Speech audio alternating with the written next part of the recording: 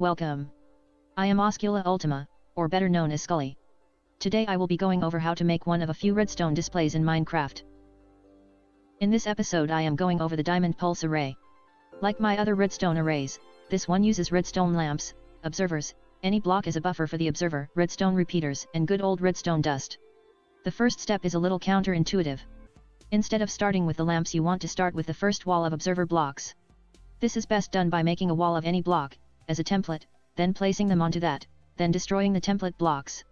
This is so the observers are going to face away from the lamps and buffer blocks.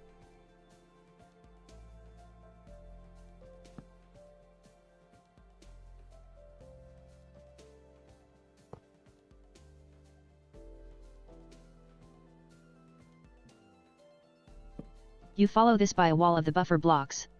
This is done because if you don't, the observer will power 5 lamps instead of 1. This might have some usefulness in other array designs, but not in this one. Then you are going to finally place the redstone lamps. When placing the lamps, you don't have to make a square.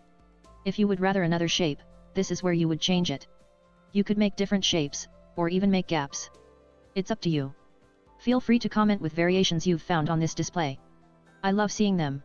After that you are going to place, behind the first observer array, another few observers. This will lead from the clock to the wall. It should be done from the point on the display that you want the diamond to come from. You start from the ground facing downward, then lead up to the height of the center, then back toward the wall.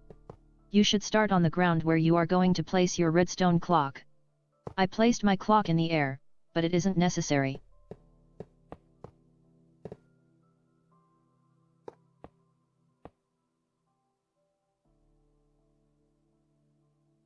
Next is connecting the other lamps. You run a line of observers, horizontally from the line going to your clock, up against the wall. Once you've done this, complete the second wall by placing all observers above the horizontal line facing downward, and all below facing up.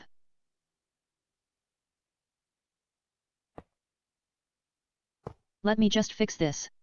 Really, the direction the end observer faces doesn't matter, as long as it is facing a part of the redstone clock.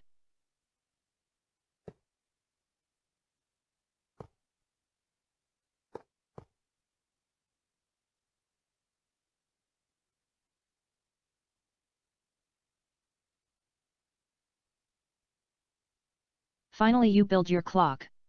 For this I made a clock consisting mostly of repeaters set to their max setting. This is to make the intervals in which the signal changes the longest, with the least amount of clock length. When lighting your clock, be sure to light half of it. This is because the observer observes block changes. If you light them with just a brief pulse, the pulse of lights on the array will happen twice, one immediately after the other. Thank you for watching. Have any more questions? Feel free to comment, or message me here, or on Twitter, Reddit, or Twitch. All links are in the description. Keep crafting, y'all.